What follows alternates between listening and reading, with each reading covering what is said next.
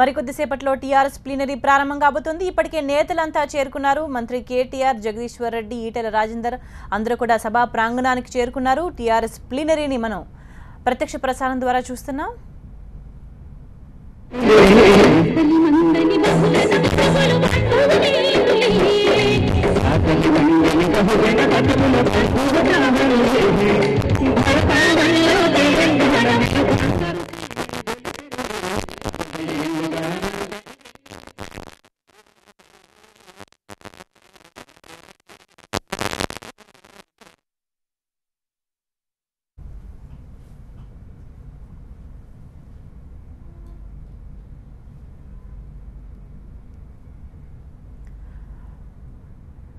TRS ప్లీనరీకి సంబంధించి జరిగిన ఏర్పాట్లు, తీసుకోబోతున్న నిర్ణయాలకు సంబంధించి మరింత సమాచారాన్ని మా ప్రతినిధి రాకేష్ అందిస్తారు.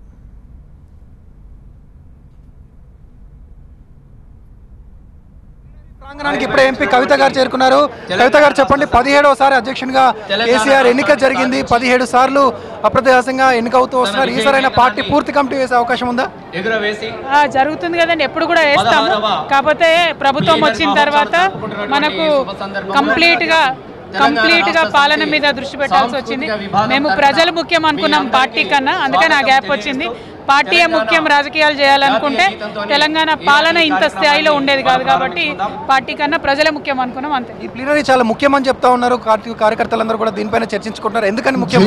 2 రకాల విషయాలు వినపడుతున్నాయి. ఒకటి, కేటీఆర్ కి పార్టీ పగ్గాలపై చెప్తానని, రెండవది ముందస్తు ఎన్నికల సందర్భంగా ముఖ్యమంత్రి ఒక సంకేతాలు ఇవ్వబోతున్నారని. ఏది నిజం దీంట్లో? అన్ని కూడా కొంచెం సేపట్లో జరిగే ప్లీనరీలో మనం చూస్తాము. సో మీరు టెన్షన్ పడకండి, ప్రజల్ని కూడా టెన్షన్ పెట్టకండి. ఇంకొక విషయం, ఈ ప్లీనరీ ముఖ్యం ఎందుకంటే ఈ 3 ఏళ్ల మా పాలన మీద పార్టీ మాట్లాడుకుంటుంది. పార్టీ కూడా కొన్ని సూచనలు ప్రభుత్వానికి చేస్తుంది. అదేవిధంగా హరీష్ రావుకు సంబంధించినటువంటి ఇష్యూ, ప్లీనరీ ముందర హరీష్ రావు మీద చాలా అంటే ప్రతిపక్షాలు వెల్కమ్ చెప్తా ఉన్నాయి. కాంగ్రెస్ లో చేరమని ఎలా స్పందిస్తారు? మా నాయకులను మా పార్టీలో గ్యాప్ తేవాలని ప్రతిపక్షాలు ప్రయత్నం చేస్తూనే ఉంటాయి. వాటికి కూలయ్యేంత చిన్న స్థాయిలో ఉన్న నాయకులు ఎవరు లేరు. మా పార్టీ ఐకమత్యంతో ఉంటుంది, ఎటువంటి ఇబ్బంది లేకుండా ఉంటుంది.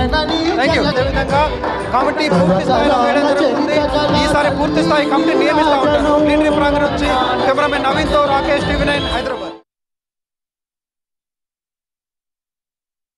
ప్రపంచమంతా గర్వపడేలా, తల ఎత్తి చూసేలా తెలంగాణ బతుకమ్మను రాష్ట్ర పండుగ ప్రకటించుకున్నటువంటి సందర్భంలో ఆ పండుగ వైభవాన్ని, ఆ పండుగ సంస్కృతిని, తెలంగాణకు మాత్రమే సొంతమైనటువంటి ఆ పండుగ యొక్క సంస్కృతిని మళ్ళొక్కసారి మనందరము మనసుల నిండా బతుకమ్మ తల్లిని వేడుకుందాం, బతుకమ్మను కొలుసుకుందాం.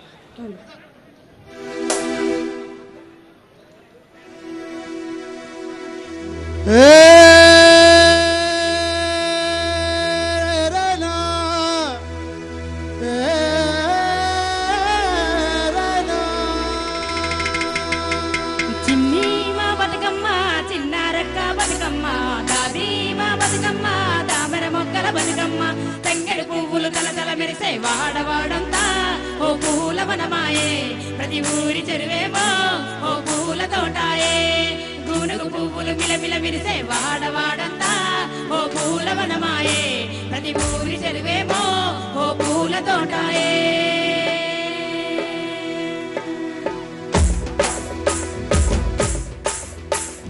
పచ్చ పచ్చని పల్లె పచ్చాని పల్లె మప్పుల్లో లేసింది, వాకిళ్ళు ఉండి ముగ్గుళ్ళు పెట్టింది.